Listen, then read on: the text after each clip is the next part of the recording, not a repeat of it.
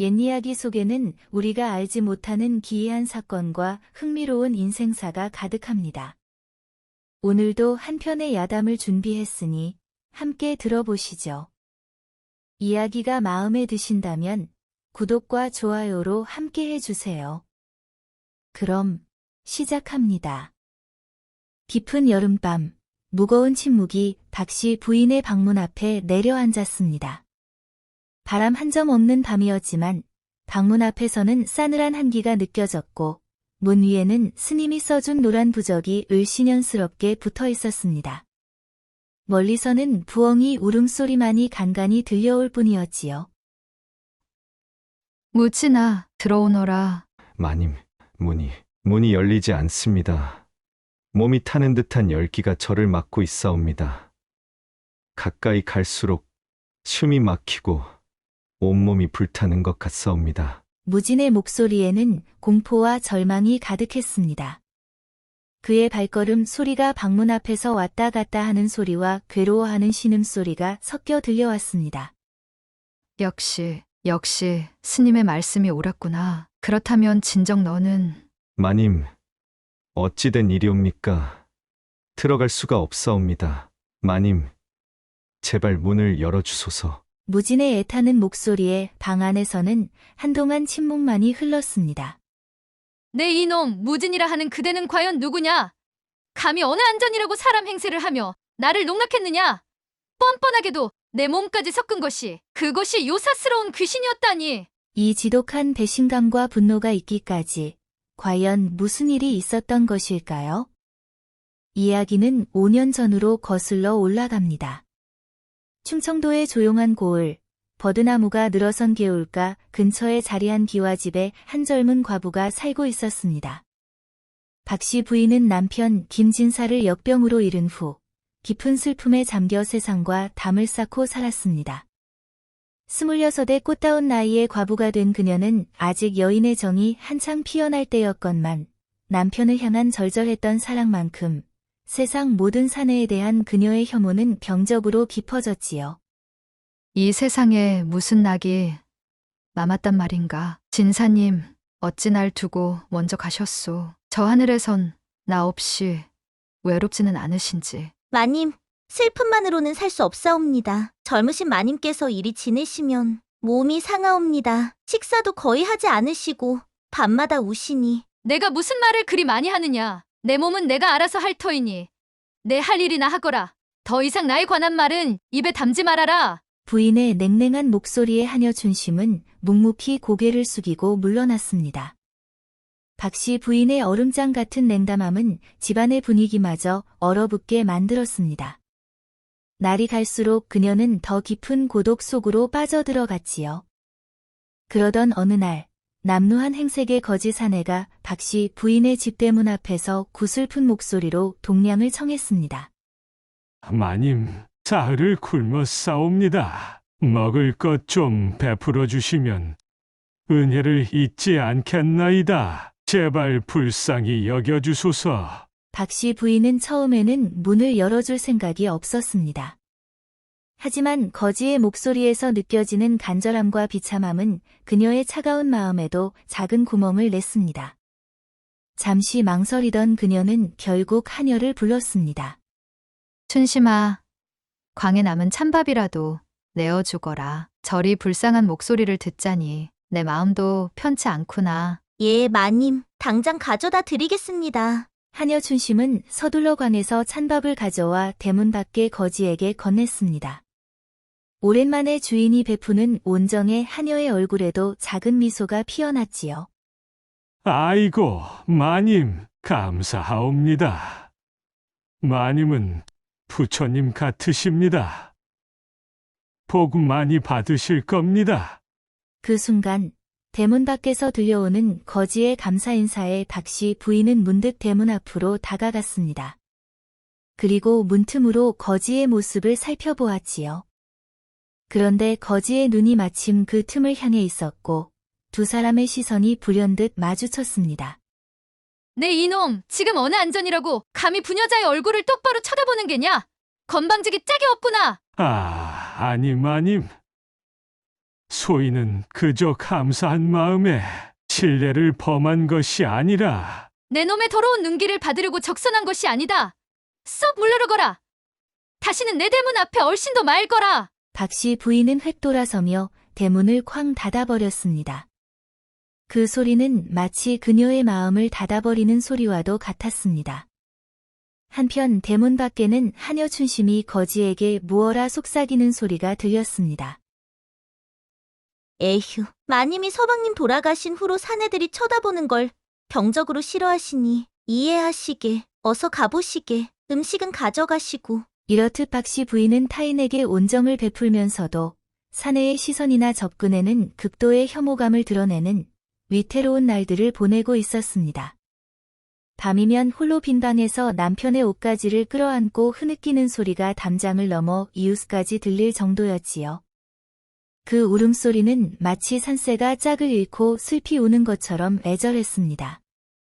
그런 그녀의 삶에 무진이라는 젊은 머슴이 들어온 것은 그해 늦봄, 매화꽃이 지고 철쭉이 피어나기 시작할 무렵이었습니다. 먼 친척의 소개로 왔다는 무진은 29의 나이로 과묵하고 우직해 보였으나 어딘지 모르게 슬픔이 어려있는 깊은 눈매를 가지고 있었습니다. 그는 말수가 적었지만 그가 말할 때마다 내는 낮고 부드러운 목소리는 이상하게도 박씨 부인의 귀에 익숙하게 들렸습니다. 특히 햇빛에 비친 그의 옆모습은 묘하게도 죽은 남편과 닮아 있었고 무진이 일을 하다 깊은 한숨을 내쉴 때면 그 소리마저 남편의 것과 같았습니다.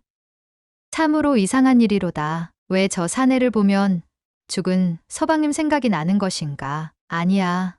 그럴 리가 없지. 이상하게도 박씨 부인은 무진에게서는 이전과 같은 혐오감을 느끼지 못했습니다. 오히려 그를 볼 때마다 마음 한구석이 아릿하게 저려오는 것을 느꼈지요. 부인은 무진의 일하는 모습을 멀리서 지켜보곤 했습니다. 묵묵히 땀 흘리는 그의 붉게 달아오른 등에는 감당하기 힘든 삶의 무게가 느껴지는 듯했고, 때로 그의 탄탄한 근육이 움직일 때면 부인은 얼굴이 화끈거림을 느꼈습니다. 한 달, 2달. 시간이 흐르며 부인은 점점 더 자주 무진의 일하는 모습을 지켜보게 되었습니다. 그녀 스스로도 자신의 이런 변화를 이해할 수 없었습니다. 그토록 사내들을 혐오했던 자신이 이제는 하루에도 몇 번씩 창가에 서서 마당에서 일하는 한 사내를 바라보고 있다니. 하지만 그 시간만큼은 남편을 잃은 슬픔도 잠시 잊을 수 있었습니다. 마님, 요즘 새 머슴을 자주 살피시는 것 같사옵니다만 혹시 그의 일솜씨가 마음에 들지 않으신지요? 무슨 소리냐? 감히 주인의 행동에 말 참견을. 누가 그 사내를 살폈단 말이냐? 아니옵니다, 마님. 죄송하옵니다. 제가 잘못 보았나 봅니다. 하지만 하녀 춘심의 말은 틀리지 않았습니다. 박씨 부인은 자신도 모르게 무진에게 연민을 느끼고 챙겨주고 싶은 마음이 들기 시작했습니다. 그의 문득문득 그늘지는 표정에서는 깊은 외로움이 엿보였고 그 모습이 마치 자신의 모습 같기도 했습니다. 그녀의 관심은 점차 사소한 행동으로 표현되기 시작했습니다. 무진아, 날이 덥구나. 잠시 쉬었다 하거라. 부엌에 가서 시원한 물이라도 한 사발 마시고 오너라. 황송하옵니다. 마님, 괜찮사옵니다. 소인은 이 정도 더위쯤은 괜찮긴 뭐가 괜찮으냐. 얼굴이 해숙한 것이 꽃깃니를 걸은 사람 같구나. 어서 들어가 쉬거라. 4명이다. 예, 마님, 분부대로 하겠습니다. 무진은 꾸벅 인사를 하고 부엌으로 향했습니다.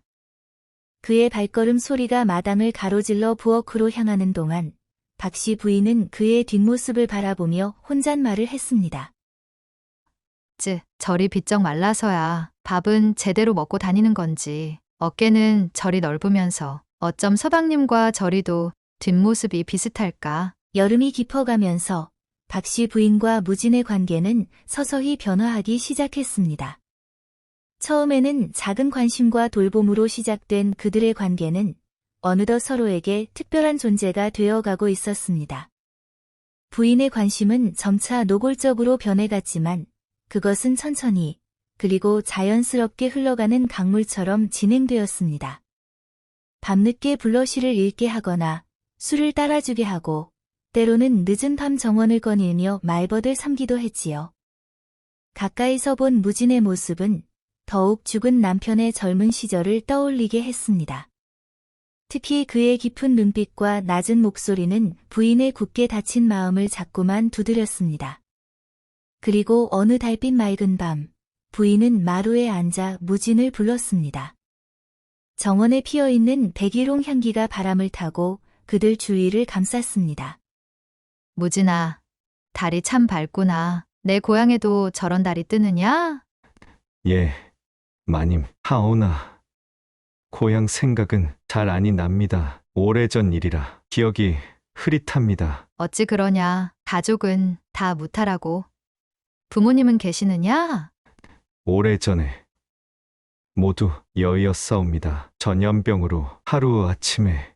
아, 몰랐구나. 미안하다. 내 상처를 해집게 해서 나 역시 남편을. 마님, 소인은 마님의 슬픔을 이해하옵니다. 홀로 남겨진 그 외로움을, 가슴이 찢어지는 그 아픔을. 그 순간 두 사람 사이에는 깊은 침묵과 함께 묘한 공감대가 흘렀습니다. 달빛은 더욱 밝아져 마당 가득 은빛으로 물들였고 이 정적 속에서 두 사람의 호흡 소리만이 서로에게 들렸습니다. 마치 그들만의 세계가 만들어진 것 같았지요. 달빛 아래 무진의 얼굴은 마치 죽은 남편과 겹쳐 보였고 부인의 심장은 마구 요동쳤습니다. 그녀는 오랜만에 여자로서의 떨림을 느꼈습니다. 무진아, 내가 어찌 이리 가슴이 떨리는지. 내가 내 곁에 있으면 마음이 편안하구나. 내가 이야기를 들려줄 때면 모든 슬픔을 잊게 된단다.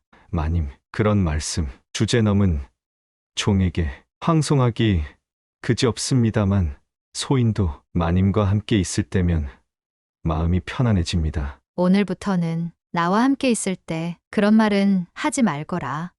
나는 내가 사람으로, 남자로 느껴진다. 그저 머슴이 아닌. 그날 밤 이후 두 사람의 관계는 이전과는 달라졌습니다.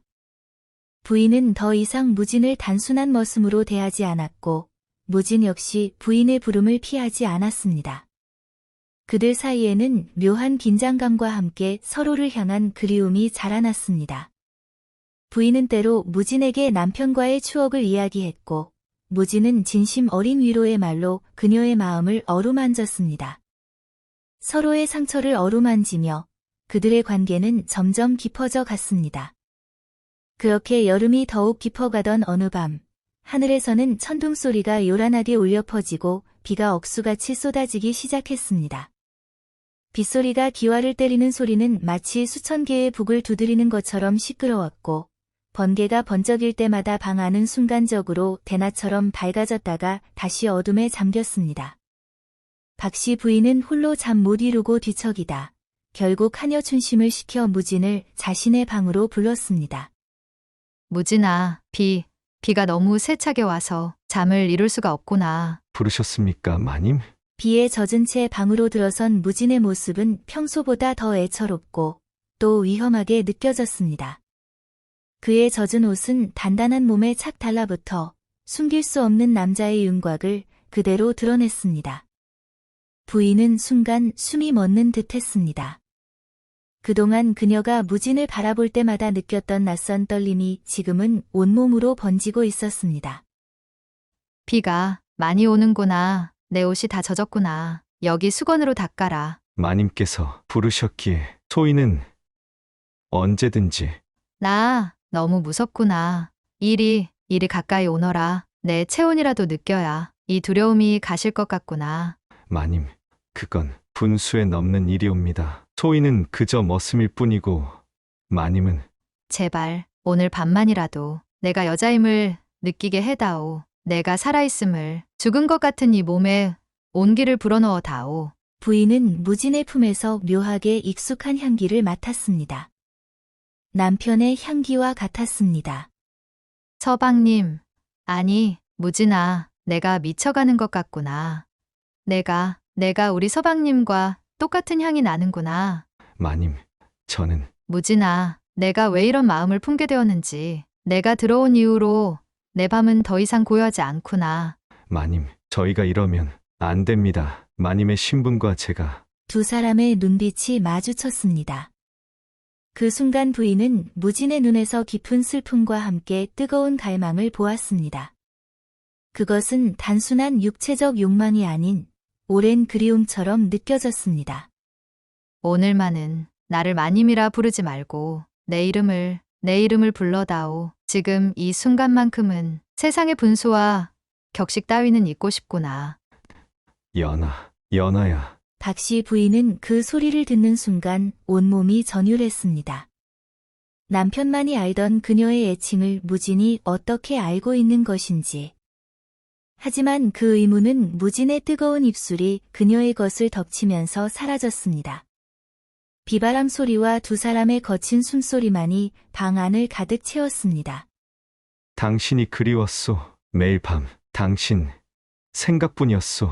무진아, 내가 어찌 그런 말을 마치 우리 서방님처럼. 묻지 마시오. 오늘 밤은 그저 느끼기만 하시오. 그날 밤 천둥 소리와 빗소리, 바람 소리와 함께 두 사람의 뜨거운 숨결이 하나가 되었습니다. 부인은 오랜 세월 묻어두었던 여자로서의 욕망을 모두 꺼내놓았고 무진은 그녀의 모든 것을 받아들였습니다. 그의 부드러운 손길은 마치 오래전부터 그녀의 몸을 알고 있었던 것처럼 정확했고 그의 속삭임은 남편의 목소리와 겹쳐지며 그녀를 더욱 뜨겁게 만들었습니다.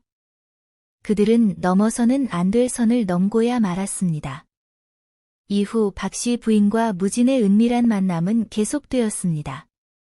부인은 밤낮 없이 무진을 찾았고 두 사람은 마치 오랜 연인처럼 다정한 시간을 보냈습니다. 부인의 얼굴에는 생기가 돌았고 무진의 얼굴에서도 그늘이 걷히는 듯했습니다. 하지만 그들의 행복은 위태로운 것이었지요. 한여춘심은 부인의 변화를 눈치채고 있었고 무진과 부인이 밤에 나누는 대화의 조각을 우연히 듣기도 했습니다. 무진아, 우리 이대로만 있을 수 있다면 얼마나 좋을까. 세상이 우리를 가만두지 않을 텐데. 마님, 아니. 연아야, 저는 언제까지나 당신 곁에 있고 싶소. 가끔은 내가 내 남편과 너무 닮았다 싶어 소름이 끼칠 때가 있다. 특히 저 눈빛과 나를 부르는 목소리가, 그리고 내 몸을 어루만지는 손길이. 마님께서 너무 그리워하시는 탓이지요. 무진아, 나에게 숨기는 것이 있지? 내가 어떻게 내 벼로를 알았는지, 어떻게 내 몸의 비밀스러운 곳들을 그리 잘 아는지. 때로는 내가 정말 서방님인 것만 같아. 마님, 내일은 제가 직접 고기를 잡아 진지상에 올리겠습니다. 그럼 이만 가보겠습니다. 부인의 의심은 자라나기 시작했지만 무진의 따뜻한 사랑에 그 의심은 매번 묵혀버렸습니다. 그러던 어느 날 한여춘심은 마을에서 소문난 명한 스님이 마을에 왔다는 소식을 듣고 그를 찾아갔습니다. 춘심은 마님의 이상한 행동과 무진이라는 머슴에 대한 이야기를 스님에게 털어놓았습니다. 스님, 우리 마님께서 요즘 이상하시답니다. 밤이면 방에서 이상한 소리가 들리고 새 머슴을 데려온 이후로는 마치 다른 사람이 된 것처럼 사내를 혐오하시던 분이 그 머슴은 언제부터 왔는가? 이번 봄에 왔습니다. 그런데 가끔 밤에 마님 방에서는 마님이 서방님이라고 부르는 소리가 들리기도 하고 소인 눈에는 그 머슴이 마치 귀신에 홀린 것처럼 보입니다. 내가 한번 가보겠네. 죽은 자와 산 자의 경계가 흐려진 것인지도 모르겠구려. 이렇게 해서 스님은 시주를 받으러 온 것처럼 박씨 부인의 집을 찾게 되었습니다.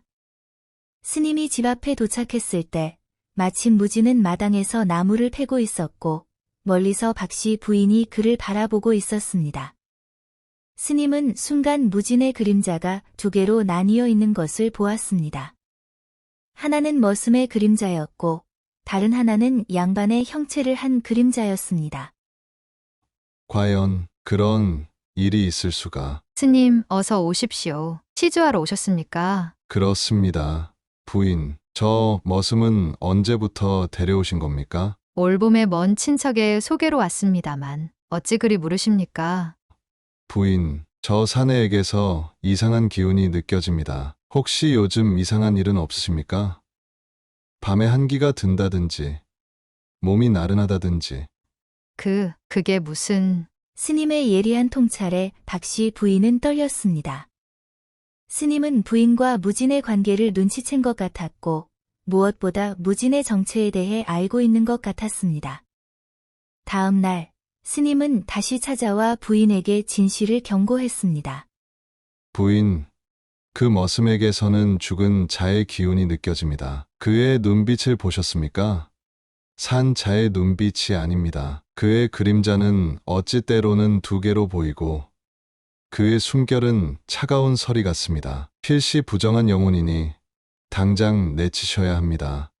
스님, 무슨 말씀을... 그가 어찌 귀신이란 말입니까? 밤에 그대의 방에 드나드는 자가 사람이 아니라는 뜻입니다. 죽은 자가 산 자의 모습을 하고 그대를 찾아오는 것입니다. 그대의 몸을 섞으면 섞을수록 그 홀령은 더욱 그대의 양기를 빨아들이고 있어 얼굴이 점점 창백해지고 기운이 빠지는 것을 느끼지 못하시오. 그럴 리가. 하지만 그가 내 벼로를 어떻게 알았는지, 어찌 내 몸을 그리 잘 알고 있는지, 때로는 정말 서방님 같기도 하고. 스님, 제발 저는 그이 없이는 살 수 없습니다.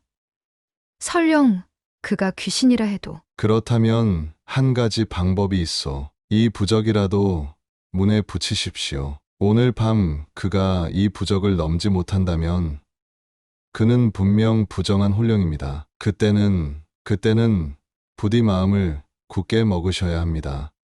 만약 그가 사람이라면 이 부적은 아무런 효력이 없겠지요. 그렇소. 살아있는 사람이라면 이 부적은 그저 종이일 뿐이오. 하지만 그가 산자라면 어찌 부인의 벼로를 알고 죽은 남편만이 알 수 있는 것들을 알고 있겠소? 부인은 그날 하루 종일 고민했습니다.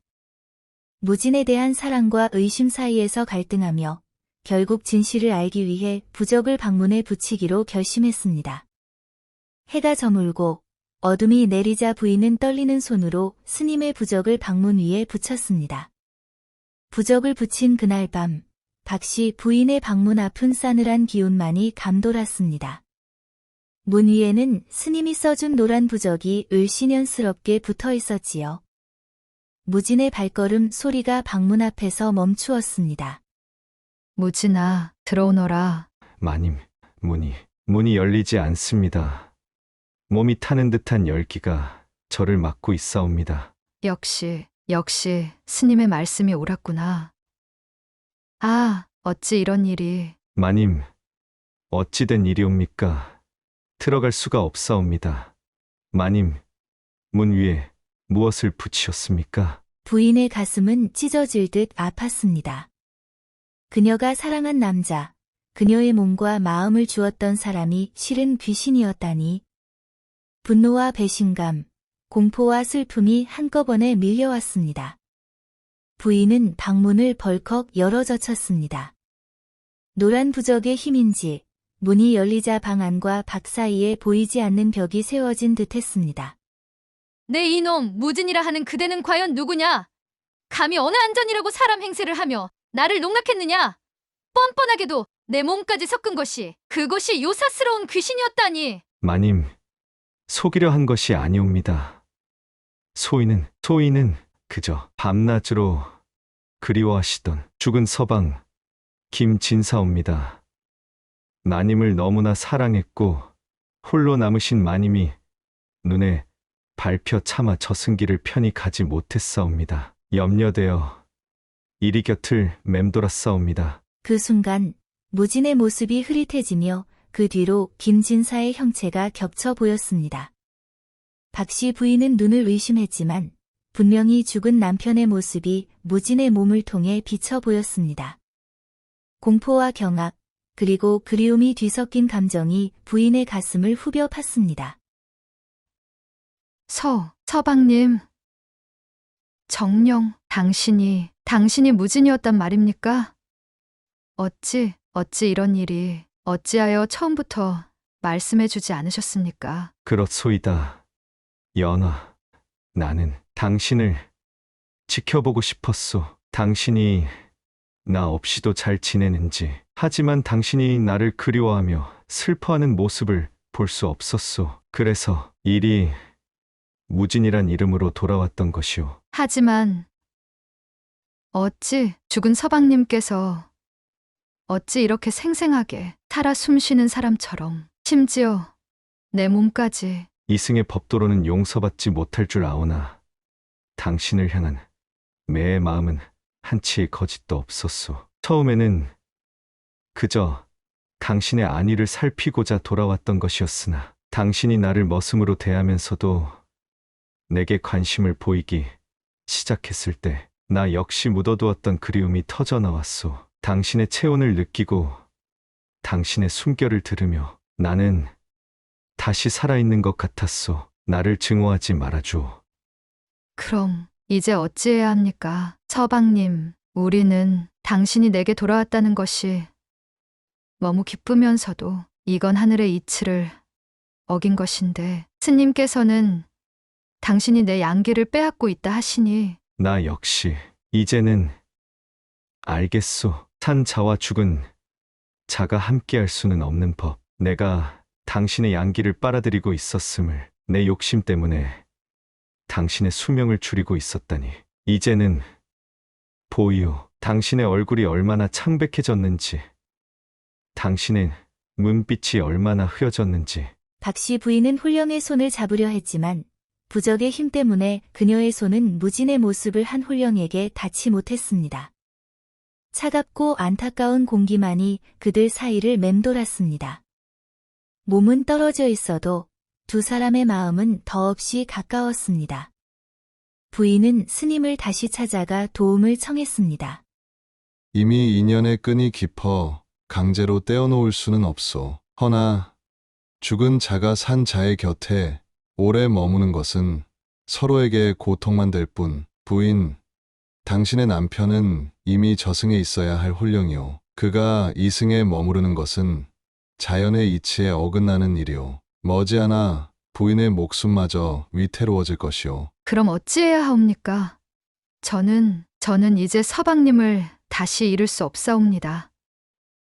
한 번 잃은 것으로도 충분히 가슴이 찢어졌는데 이제 다시 남은 시간이 많지 않을 것이오. 부적의 힘은 일시적인 것. 그동안이라도 원을 푸시는 게 좋을 것이오. 그리고 그의 영혼이 편히 저승으로 갈 수 있도록 마음을 열어주시구려. 그대가 그를 붙잡을수록 그의 영혼은 더욱 고통스러울 것이오. 진정한 사랑이라면 그를 보내주시오. 스님, 마지막으로 한 가지만 여쭤보겠습니다. 서방님은 정말 제 몸의 양기를 빼앗고 있었습니까?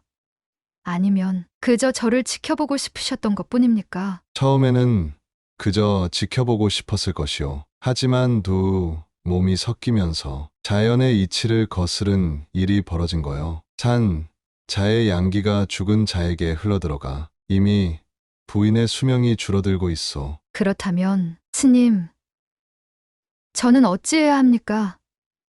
서방님이 다시 제 곁에 돌아왔는데 이제 또다시 보내야 한단 말입니까? 죽은 자가 산 자의 세계에 머무를 수는 없는 법이요. 오늘 밤 만월이 뜨면 홀령이 가장 강해지는 시간이요. 그때 부적을 불태우면 마지막으로 그와 대면할 수 있을 것이요. 하지만 부인, 그를 붙잡으려 하지 마시오. 그의 영혼이 편히 저승길을 갈 수 있도록 마음을 비우고 보내주시는 것이 진정한 사랑이요. 그날 밤 둥근 보름달이 하늘 높이 떠올랐습니다. 박씨 부인은 떨리는 손으로 방문에 붙어있던 부적을 떼어내어 촛불 위에 올려놓았습니다. 노란 부적은 순식간에 불길에 휩싸였고 그 불빛이 방 안을 붉게 물들였습니다. 바람 한 점 없는 밤이었지만 갑자기 창문 밖에서 바람 소리가 들려왔고 방문이 천천히 열렸습니다.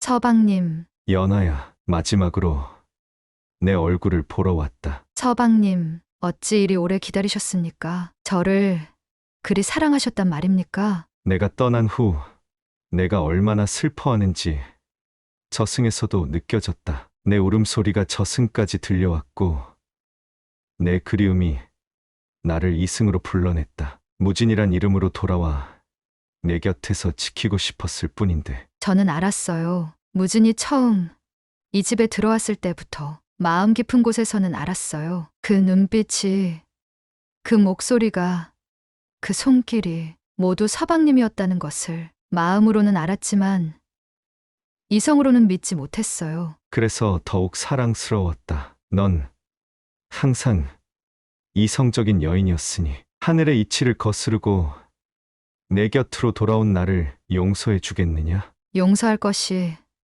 무엇입니까? 서방님, 우리 함께 있을 수는 없는 건가요? 이대로 영원히. 그럴 수 없단다. 내가 내 곁에 있을수록 내 생명이 줄어든다는 걸 알게 되었다. 내 욕심으로 내 삶을 빼앗을 수는 없구나. 연아야, 나를 보내주려. 어찌 또다시 당신을 보내란 말입니까? 당신 없이 어찌 살라는 말입니까? 살아야 한다.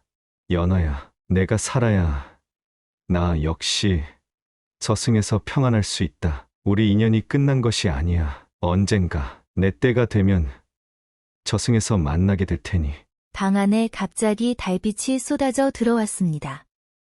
창문을 통해 들어온 달빛은 김진사의 형체를 은빛으로 물들였고 그의 모습은 점점 투명해져 갔습니다. 박씨 부인은 눈물을 흘리며 그를 바라보았고 김진사는 마지막으로 그녀에게 다가가 손을 뻗었습니다. 두 사람의 손이 맞닿는 순간 박씨 부인은 차갑지만 너무나 익숙한 그의 감촉을 느꼈습니다. 사랑한다, 연아야. 우리 다시 만날 때까지 행복하게 살 거라. 내가 늘 지켜보고 있을 테니. 서방님, 저도 사랑합니다. 영원히. 김진사의 형체는 달빛 속으로 녹아들듯 사라졌고 마지막 순간 그의 미소만이 방 안에 잠시 머물렀습니다. 바람이 한 번 세차게 불더니 창문이 닫히고 방 안은 다시 고요해졌습니다. 박씨 부인은 무릎을 꿇고 한참 동안 울었습니다. 그리고 마침내 눈물을 닦고 일어났을 때 그녀의 얼굴에는 이전과는 다른 평온함이 깃들어 있었습니다. 그 후 박씨 부인은 과거의 모습으로 돌아가지 않았습니다. 그녀는 더 이상 세상과 담을 쌓지 않았고 사람들을 경계하지도 않았습니다. 마을 사람들은 그녀가 크게 변했다고 수군거렸지만 그 이유를 아는 이는 없었습니다. 단지 그녀의 눈빛에 깃든 깊은 슬픔과 동시에 묘한 평온함을 보며 고개를 갸웃할 뿐이었지요. 서방님, 오늘도 별은 유난히 밝구려. 당신이 저 별빛 속에서 나를 바라보고 계신 듯하오. 걱정 마세요. 이제 괜찮아요. 우리가 다시 만날 그날까지 잘 지내겠습니다. 가끔 마을 사람들은 깊은 밤, 박씨 부인의 집 정원에서 두 사람이 달빛 아래 걷는 모습을 본다고 합니다. 하지만 가까이 다가가면 한 사람만이 보일 뿐, 다른 한 사람의 모습은 찾을 수 없었지요. 그렇게 박씨 부인은 홀로, 그러나 결코 혼자가 아니게 남은 생을 살았다고 합니다. 산자와 죽은 자의 경계를 넘나든 그들의 사랑 이야기는 오랫동안 사람들의 입에 오르내렸고 먼 훗날까지 전해졌다고 합니다. 세상에는 아직도 풀리지 않은 이야기들이 많습니다. 다음에도 흥미로운 야담을 들고 찾아오겠습니다. 이 이야기가 재미있었다면 지인들과도 함께 나눠보세요. 그럼 다음 이야기에서 다시 뵙겠습니다.